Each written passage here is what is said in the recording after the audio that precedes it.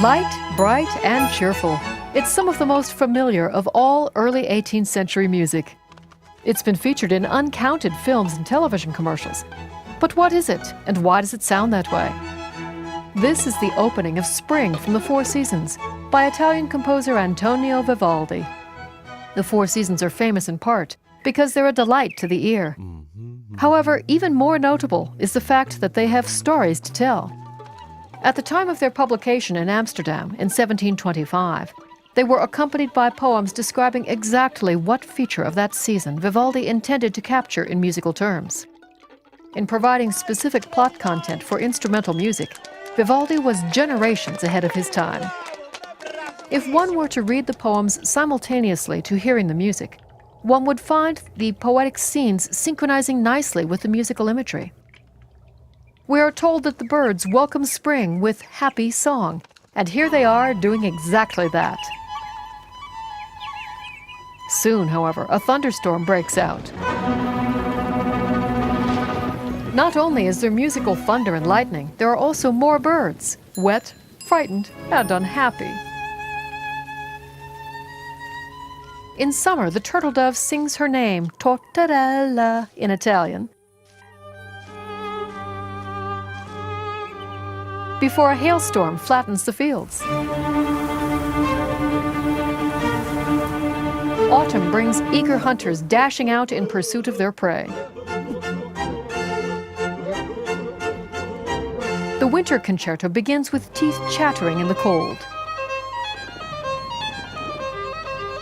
before one takes refuge by a crackling fire. Then it's back out into the storm, where there'll be slips and falls on the ice. In these first weeks of winter, the old year is coming to a close, and so does Vivaldi's musical exploration of the seasons. Not until the early 19th century would such expressive instrumental program music, as it was known, become popular.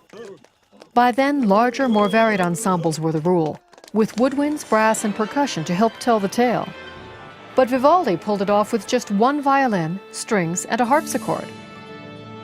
Unlike his contemporary Bach, Vivaldi wasn't much interested in complicated fugues. He preferred to offer readily accessible entertainment to his listeners, with melodies that pop back up later in a piece to remind us of where we've been.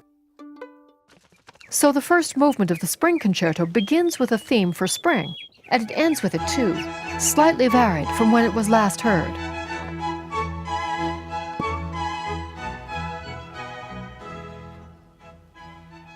It was an inspired way to attract listeners, and Vivaldi, considered one of the most electrifying violinists of the early 18th century, understood the value of attracting audiences.